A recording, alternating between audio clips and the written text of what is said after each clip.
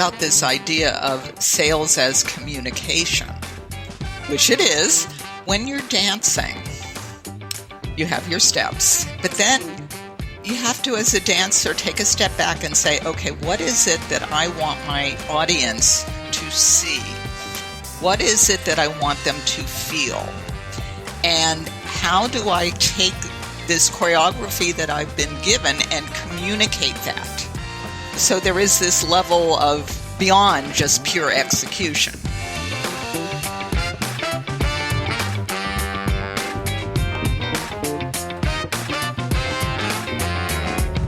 Hi, friends. Welcome to the Sales Enablement Podcast. I'm your host, Andy Paul. That was Wendy Weiss. Wendy's the president of Salesology and a leading expert on proactive outbound prospecting. And in our conversation, we talk about what has changed in sales and buying as a result of the pandemic, and what that means in terms of the sales strategies that need to be employed to connect with potential buyers. We also dig into how human communication in general has been impacted by the pandemic and what that impact has had on how salespeople need to communicate with their buyers. We also explore the reasons why, since work is blended in so many instances with real life, it's possible to see and be seen more authentically, and as a result, why it's possibly more open and more real with prospects and clients, which enables more real and productive sales conversations. So we're going to get into all of this and much, much more. Before we get to Wendy, I want to remind you to subscribe to this podcast wherever you listen to it. I also want to remind you to check out my latest book, Sell Without Selling Out.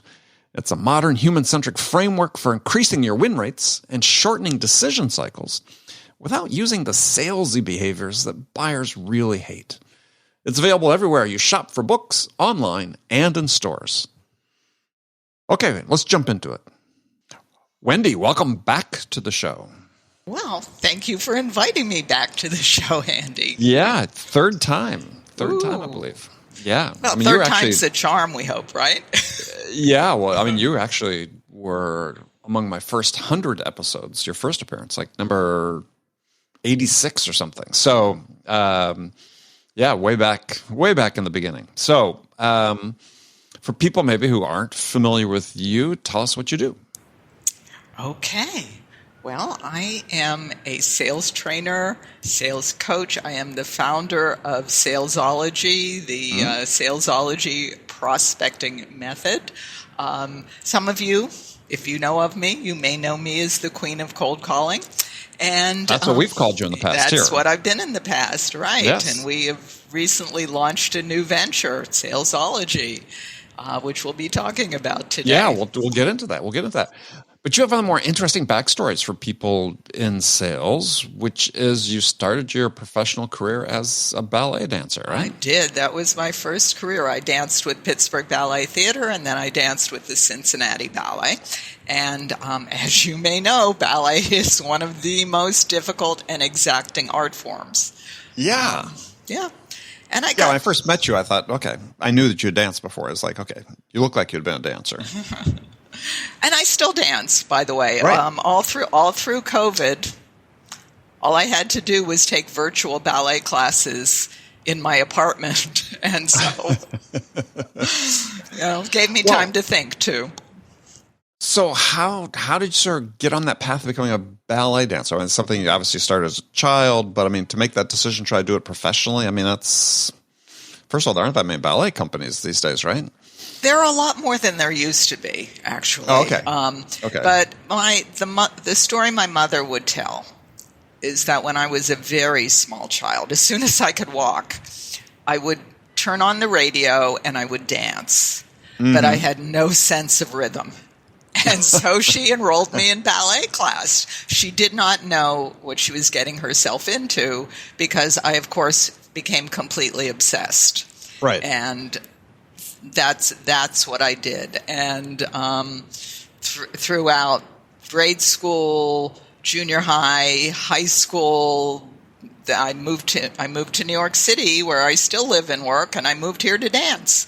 How old are you when you moved to New York? 17. Wow. Studied at the Joffrey Ballet School. Yeah. Wow. Yeah. So where'd you grow up? Pittsburgh, Oh, in Pittsburgh, Pennsylvania. okay. Yeah.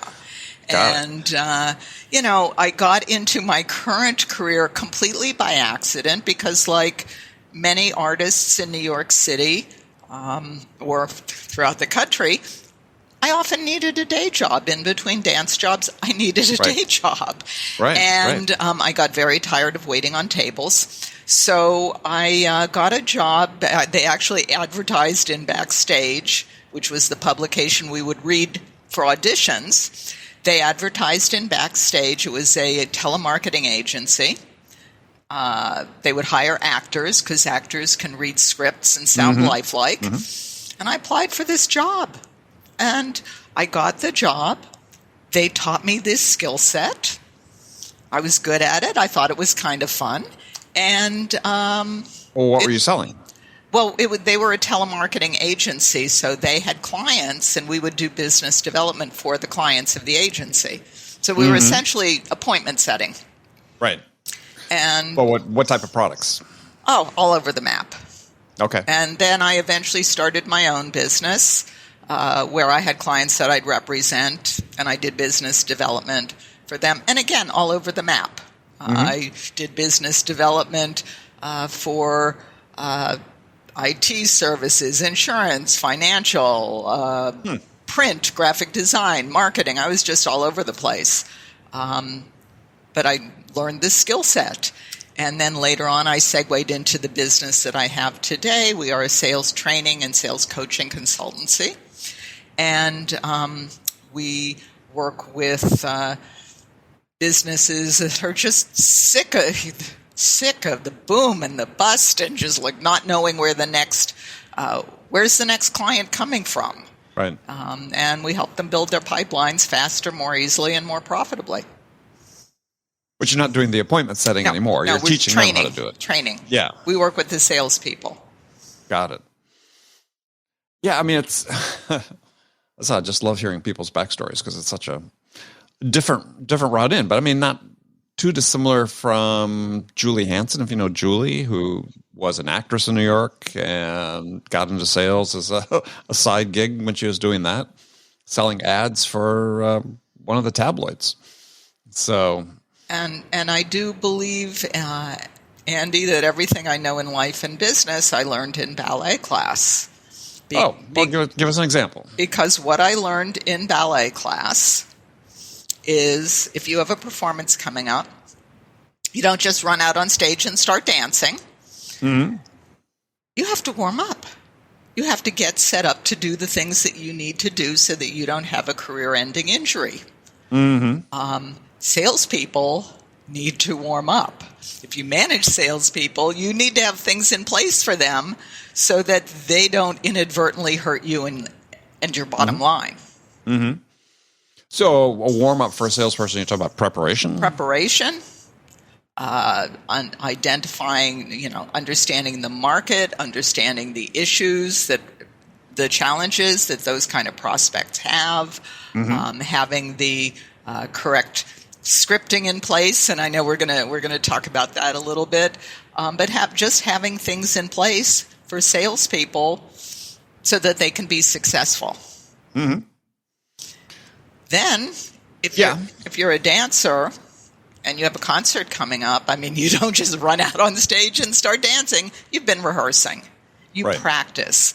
Anna Pavlova was one of the great Russian ballerinas of the late 19th and early 20th century. Right. She danced with the Imperial Russian Ballet, Ballet Diaghilev. She was the first ballerina to tour the world with her own company. She trained for 8 years at the Imperial Russian Ballet School before she ever joined the Imperial Russian Ballet. And if she hadn't done that, she would never have been able to do any of the things that she did. So she learned her craft. Right. And, there's this very insidious myth about the born salesperson that somehow there are these people out there, they're born knowing what to do. Just people that talk too much, yes. Yeah. And just like Anna Pavlova, salespeople need to learn and practice their craft. They need to rehearse. They need to practice, just like we do in ballet class. Yeah. Except I think the difference in sales, though, isn't it that salespeople, practice on customers as opposed to in the studio. Yes, that is true. Practicing on stage as opposed to practicing in a rehearsal hall. Exactly. I mean, certainly we do role plays and training and so on, but you got to get out there and make calls. That's how you learn. That's how you learn, but that's also how you, as a ballet dancer, I mean, we went on stage when we were very young. Yeah. You have to go out on stage and fall down a couple of times so that you learn what it is you're doing. Mm-hmm. And the thing, what most people do, because the last step in this Salesology, I call this my Salesology model. First you warm up, then you rehearse, then you perform. And the problem is most people skip the warm up and the rehearsal.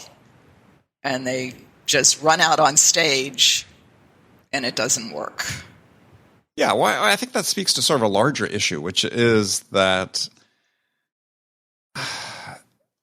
you have to operate with a level of intention in sales. Yes. Right? As you said, as opposed to just running out and doing something, there's a purpose to what you're doing. There's something you're trying to achieve. There's something that's driving it, as opposed to just sort of going through the motions. Exactly. And, in ballet, we get very granular. Because if you don't do the step exactly right, you can't do the step. I mean, it just doesn't work. Mm-hmm. And it's the same thing here, that you have to have that intention, you need to have that preparation, you need to have this skill set, and then that's what enables execution. Yeah. But I think that the thing that we hadn't talked about with ballet, though, which I'm interested in your perspective, because it is performance. Yes. Right? I mean, it's not just executing the steps, you're executing the steps in service of a story.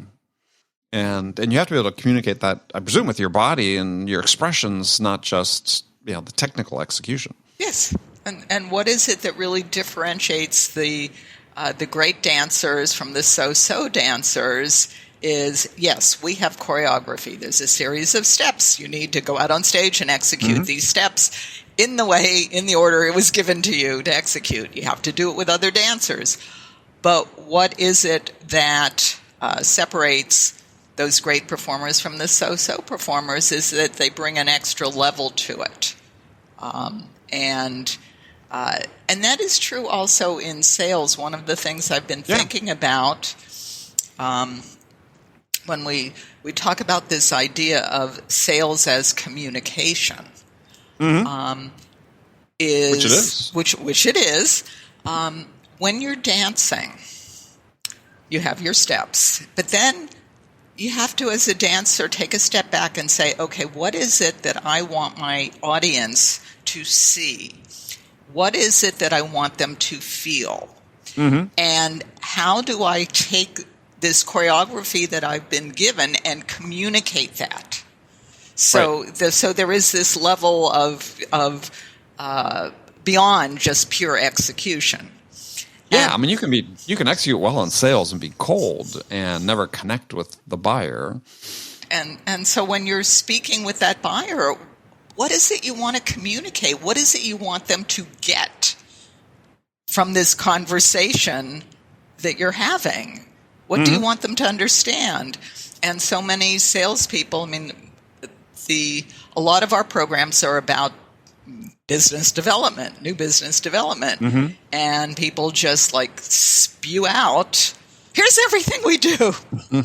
Right. Pick something. What do you want? Right. And that doesn't work so well. Yeah. Well, I mean, so let's dig into that one a little bit because, it's a story I love. I just had a conversation recently with Don Dieter Schmeltz, who runs the sales program at Kansas State University, the National Strategic Selling Institute, I think it's called. And, one of the few, or not few now, but one of the first universities offering an undergraduate degree in sales. And she talks about when she teaches her Introduction to Professional Selling course, and people listen to this podcast have heard me say this a couple times recently because I used to talk to Dawn about this, is they do role plays. And these are people that in the class, kids that have no exposure to sales, for the most part, no background in sales, even family members in it. And when they do their first role plays, what she says is the kids sort of, their first instinct is to be super salesy. Just what you talked about, just start showing up and throwing up, right? Where's that come from? I have no idea. It's isn't it fascinating though? It's like it is. Is it just so embedded in our culture, not just popular culture, movies, TV shows, whatever?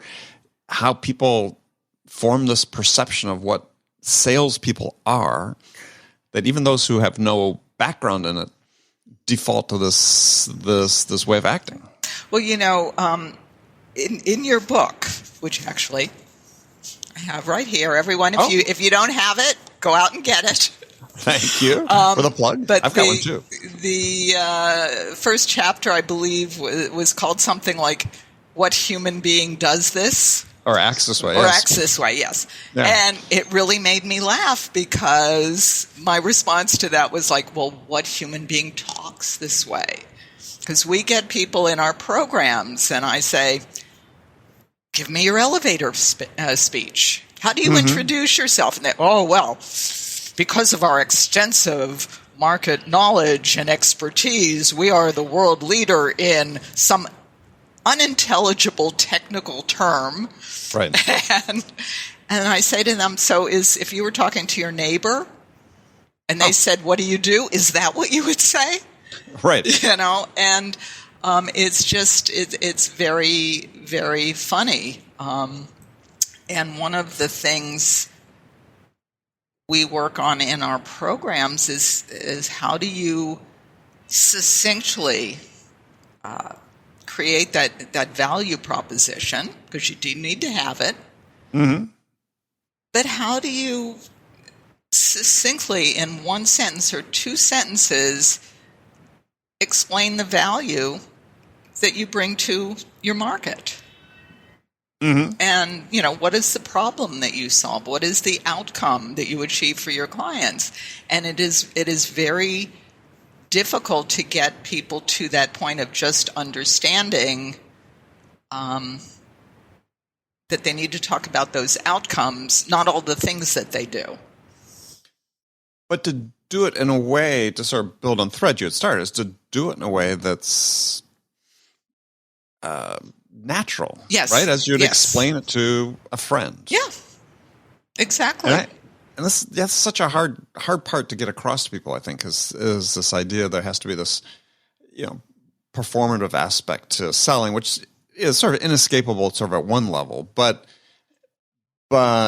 yeah, I mean, I tell people, it's like, they're saying, well, geez, how do I got this first call? I need to connect with this person and how should I do that? And oftentimes I say, well, how do you make a friend?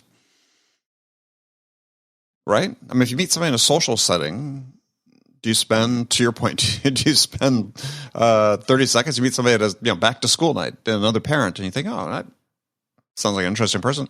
Let me spend the next 2 minutes talking about myself. Yes. Or 5 minutes. Or 5 minutes, minutes. Right? And you would never do that. You wouldn't think about doing that. Yeah. And the other piece is listening. Yeah. Yeah. Go ahead. Yeah. I mean, one of the things that we do, we do work with scripts. Mm-hmm. We're teaching prospecting, which is very predictable, and we do work with scripts. However, scripts, that's just a starting place. It's not where you end up. And I want to give you an example from, this is somebody that's in our program right now. This young man is very talented. Mm-hmm. He is doing business development on behalf of the CEO of the company. Right. And he's setting up appointments. And they're in New York City. And as you know, Andy, we are notoriously impatient. And yet, this young man is able to get people on the phone. They talk to him for 5 minutes, 10 minutes. They never interrupt him. They engage. it's astounding. It's like telephone magic. The problem is he doesn't listen to what they're saying.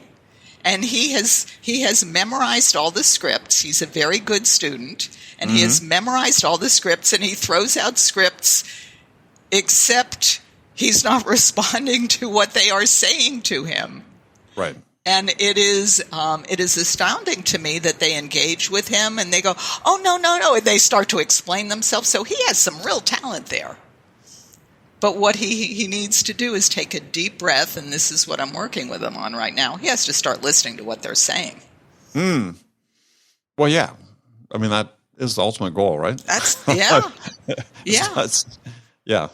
I mean, asking questions without listening to the response is sort of pointless after a while. Yeah, absolutely. Yeah. Well, so one thing that you talk about in conjunction with your new venture is that, to that point, is sort of the way people, you think, as a result of COVID, that people have changed how they communicate. Yes. So what are those changes that you see? Well, some of them are very obvious, like we're online, much more doing Zoom calls, things like that. The media is different. The medium are different, that kind of thing. But what has really changed, and the thing that with me for COVID, it gave me a chance to really think about where we were going, and the heart of the work that we do, that I've been doing all these years, is really about how do you communicate with another human being and move that sales process along, or not if it's not appropriate. But the communication is really the heart of that. And so a few things have happened. First of all, I think it is harder because people have been so isolated. I think we're not as nice to each other as we used to be, and I do think that's a problem. On an interpersonal level or a societal level? Societal level. Certainly discourse we see is rougher than has been, yeah. Yes. But on the other hand, and I know people are going back to their offices now, but we've spent 2 years talking to people in their living rooms, or maybe they're in their bedroom, or maybe they're in their kitchen. And so if you're having that conversation with someone that's sitting in their kitchen, how do you go, well, because of our market expertise and knowledge, it's like that just doesn't fly, because we're communicating with each other in different circumstances, which are just more human. So being more real. Too formal in this environment is problematic. I think we are more real, and salespeople need to recognize that and be more real. So how? What's that sound like? Well, that's the communication piece. And so what we do, when we're working with clients, and this is something we've been doing for quite a while, but we take them through an analysis of their market and what are the challenges that these types of prospects have that you can help them with, and how do they talk about it? Not how do you talk about it in your industry jargon. And, for example, we will have people in our program interview clients and ask them questions like, what was going on before you started working with us, and how did you feel about that? Because nobody wants to ask that question. But that's the important question. Because, but nobody wants to ask it. So I have to browbeat them. Wants to, because they're afraid of what people are going to say? Yeah. Well, they feel uncomfortable. I think that they feel uncomfortable asking that question. What was going on before you came to us, before you started working with us? What was going on? And how did you feel about that situation? And then, you're working with us. This is what we're doing. What's going on? How do you feel about it now? And the idea behind these questions is to get clients people that do business with you, talking about the real problems that they have and the disruption that that problem was causing. And then you've been able to come along and fix it. Well, how do they feel now that it's fixed? Well, but I think one of the great things about that form of questioning, and I talk about in my book as well, is that, yes, too often we don't ask how the person is feeling about it. I mean, the questions always sort of phrased from an organizational or entity standpoint, as opposed to, yeah, but what about you, right? Because you, after all, are the one that's going to be making the decision, or you're one of the key stakeholders in the decision. Yeah, I understand what it means for the organization, but what's it mean for you if you make this change? Or what has it meant for you having made this change? Yeah. And I think those are the kinds of questions we probably should always have been asking. But certainly now, when you're talking to that person that's sitting in their kitchen, it's just a little bit more comfortable maybe to ask some of those questions because they're sitting in their kitchen. Yeah. Well, and it brings an interesting point there, too, as people sitting in their kitchen is sort of in the first year of the pandemic, there was a lot of sort of leading with, I mean, you would have been crazy if you're talking to a prospect and you wouldn't have used the fact of the pandemic and the shared experiences we all were having with this, kids at home, remote schooling, on, to sort of build a rapport with the buyer. But what I'm sensing from the conversations I'm hearing and so on is that's starting to fade away a little bit, which I think is unfortunate because we still have these set of shared experiences that we should be talking about how they are impacting people. Absolutely. And I know from my own personal experience, for example, I was speaking with a prospect yesterday. He grew up in Pittsburgh. Well, I grew up in Pittsburgh. Yep. So, I brought that up. That's a shared experience. But we weren't talking about the impact of COVID because that's just like a lot of people aren't thinking about it, and yet it is still so all-pervasive. Yeah. Well, it's part of the reason perhaps you knew, or that issue of the shared connection came up. Yeah. Yeah, it does strike me as I think about it here is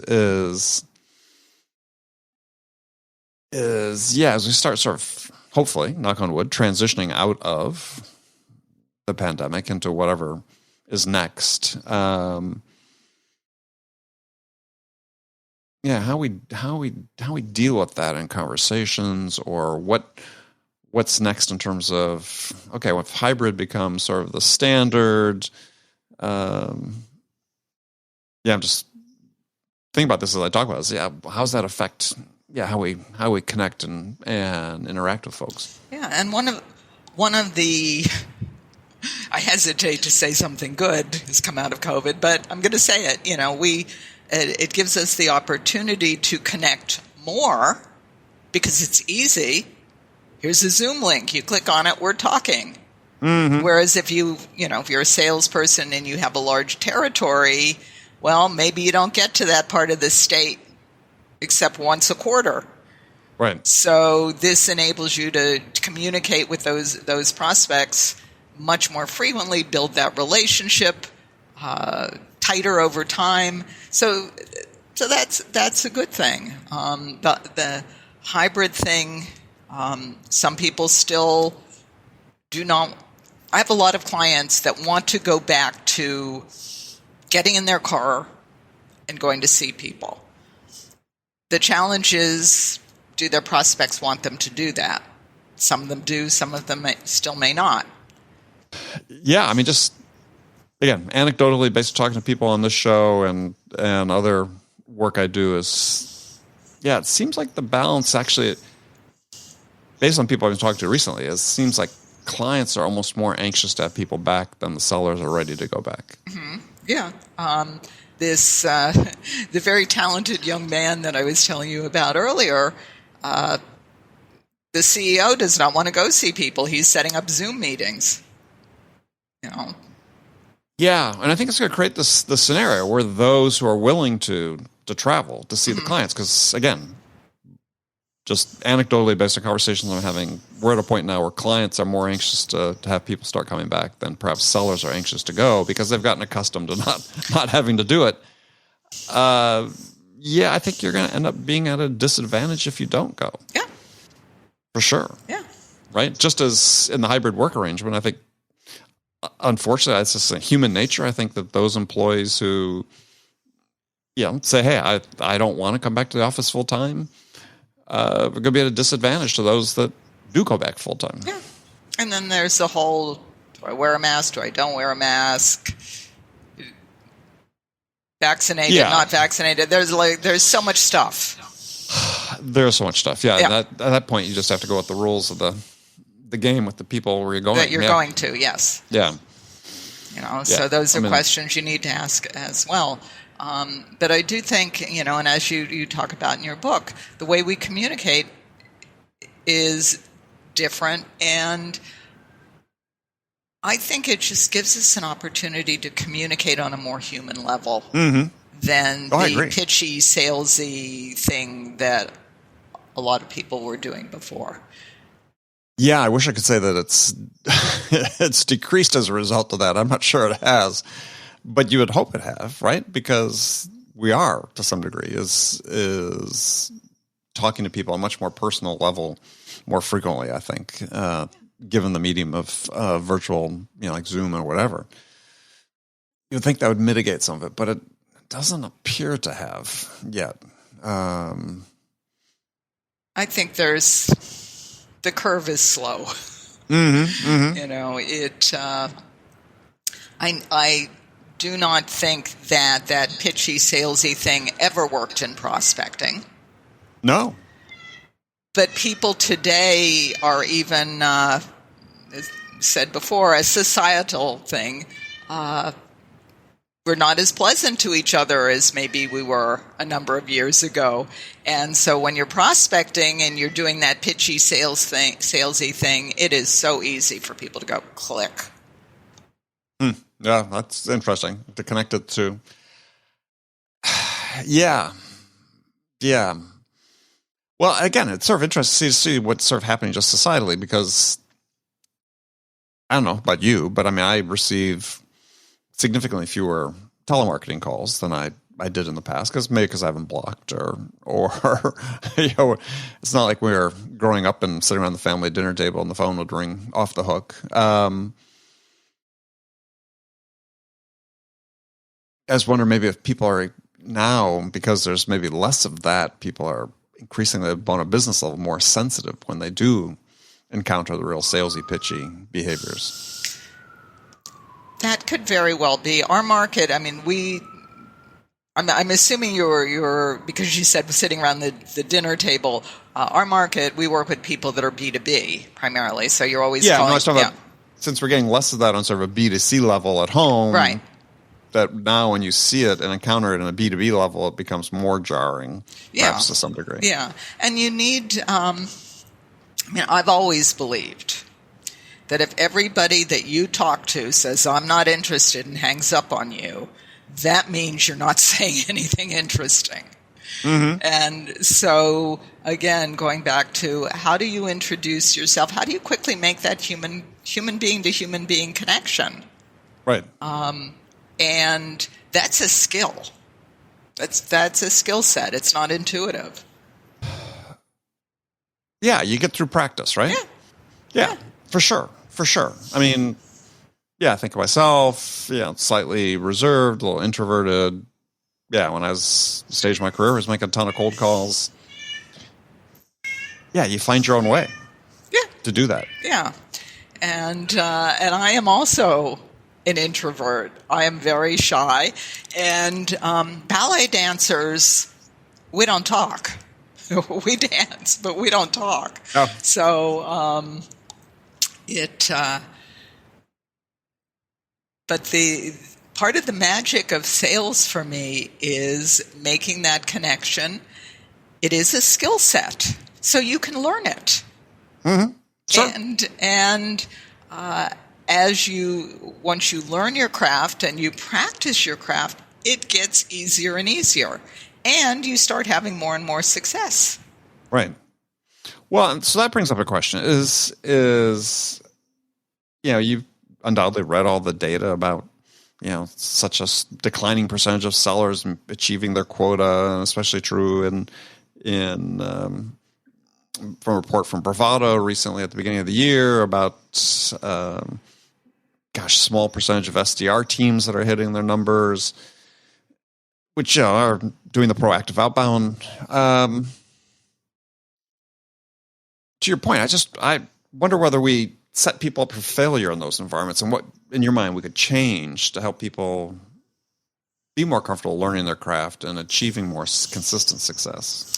Yeah, that's a great question, because that's really what it's about. And to me, that goes back to what we were talking about earlier, which is the warm-up. Mm-hmm. That there are things that need to be in place. What I see a lot is companies that they hire new salespeople, and then they say, we're going to see how they do. And, they teach them every last thing about whatever it is they're selling, but they don't teach them how to prospect, how to talk to their prospects. They don't teach them any of that. Because they believe that myth. Right. The born salesperson. So they teach them all about whatever it is, and then they say, go build a pipeline, go find some clients. And they don't know how to do that. Right. And then they say, well, I don't want to invest in them if they're not going to work out. Right. And you really need to flip that, because don't teach them everything about what they're selling. Teach them to build a pipeline. They can. This is one of the things that we do with our clients. We teach new hires to set up qualified appointments for somebody that knows what they're doing. Mm-hmm. So you can do that in a matter of months. Right. You either know that they're going to be productive because they can set up appointments, or you know that they're not going to do it and you don't need to keep them around for 3 years. There's a study I read recently that said 83% of newly hired salespeople are gone in 3 years.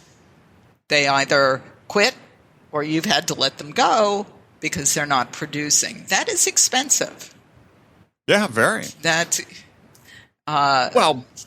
to your point is, and your level of your experience and with your clients and so on is, because very typical, sometimes startup companies, they've got onboarding programs.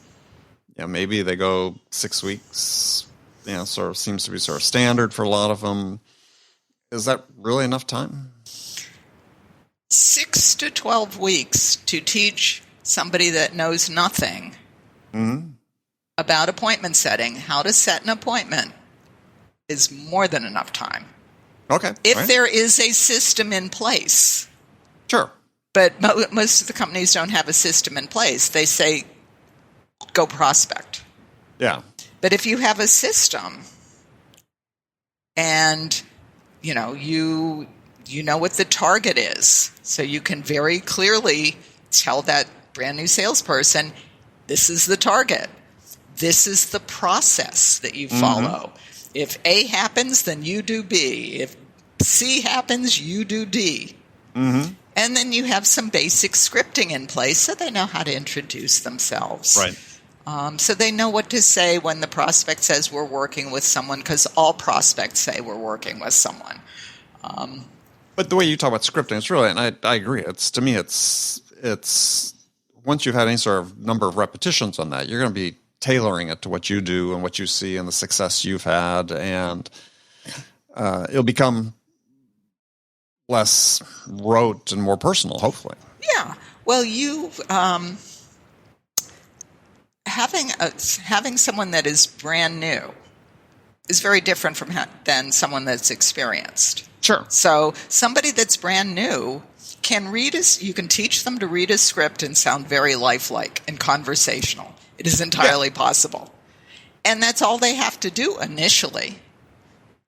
Yeah. Over time, as they get better, there's another level of the skill set. They really need to be listening in. The very talented young salesperson I was telling you about earlier, he started at zero. He knew nothing. Now he's setting up appointments for the CEO. He now needs to take it to the next level. He needs to start listening. He needs to start making it more his own. But initially, all he needed to do was, here's how you introduce yourself. Here's the value proposition. Here's how you ask for the appointment. And if they say any of these, prospects say, I'm working with someone, I'm busy, send me information, I'm not interested. That's what they say. Mm-hmm. He just needed to know how to respond when they said those things. And we got him doing that in 2 months. Yeah. Now he's got to do it better. If he does it better, what would the outcome be? Because you said he's setting appointments. So he's going to set up more appointments. Okay. And they're going to be better quality appointments. One of the reason I said he really needs to start listening, I was listening to a recording of a call he made last week, and the prospect said, I don't handle that. I'm not the right person. Raj kept talking to him. Raj, instead of just saying, who should I talk to? Who should I speak to? Yeah. Raj kept trying to make an appointment with this person. Right. Who ultimately declined, but he stayed on the phone with Raj for another 5 minutes. This young man is very talented. Yeah. However, he would have been better off just saying, you're not the right person. Who should I speak with? Right. What's their phone number? What's their email address?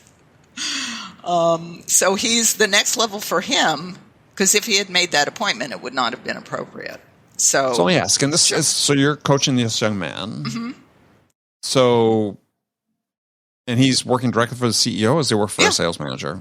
He's directly for the CEO. Okay. So is the CEO coaching him at all? The CEO has handed that off to me. Okay. We micromanage the salespeople so the CEO doesn't have to. Okay. Or so the sales manager doesn't have to. Got it. Well, it's life of Riley for the sales manager. He can outsource sales management? What's he doing? What's his job? Well, he or she has other things. Okay. All right. Just in case they're listening. All right. Well, Wendy, so tell us again a little bit more about Salesology, your new venture you've kicked off, or basically sort of rebrand what you're doing, but what are the types of services you're offering? Yeah, so Salesology, as I said earlier, COVID really gave me a lot of time to think about how we communicate with each other. And we have been known for many years specifically for cold calling. Right. And the truth is that we've been offering a lot of other programs and services, but what we're known for is the cold calling piece. So on a very practical level, this gives us an opportunity to have a larger conversation with clients. The programs that we offer right now are about business development. All the different ways, not just cold calling, but all the different ways that a business can develop new business faster and more easily and more profitably. So we teach a very step-by-step system that includes all the medium to be able to do this. And stay tuned, because we will be launching some new programs on other aspects of sales, other resources, and the focus is really how do you communicate that value? How do you communicate with another human being so that they get it, so they understand not just what you do, but how you might be able to help them and the connection to their business and their life. Right. And how do you make that clear in a prospecting conversation, in a sales conversation, in all the various permutations? So that is Salesology. Our website is gosalesology.com. And we do have a gift for our audience, which is brand new. And that is 81 tools to grow sales and your business faster, more easily, and more profitably. And you're going to post that link, I believe, with this interview Yeah. Andy. Yes. Right. So Yeah, or they can find it on GoSalesology too. GoSalesology.com. GoSalesology. Perfect. All right. Yeah. Well, Wendy, thank you very much. Thank you, Andy. Always good to talk to you. And maybe we'll see you around in New York at some point. That would be lovely. Yeah, it's been a while. So talk to you soon. Talk to you soon. Okay, friends, that's it for this episode. First of all, I want to thank you for taking the time to listen. As always, I'm so grateful for your support of the show. And I want to thank my guest, Wendy Weiss, for sharing her insights with us today. If you enjoyed this episode, please subscribe to this podcast, Sales Enablement with Andy Paul, on iTunes, Spotify, or wherever you listen to podcasts. So thank you for your help with that. And thank you so much for investing your time with me today. Until next time, I'm your host, Andy Paul. Good selling, everyone.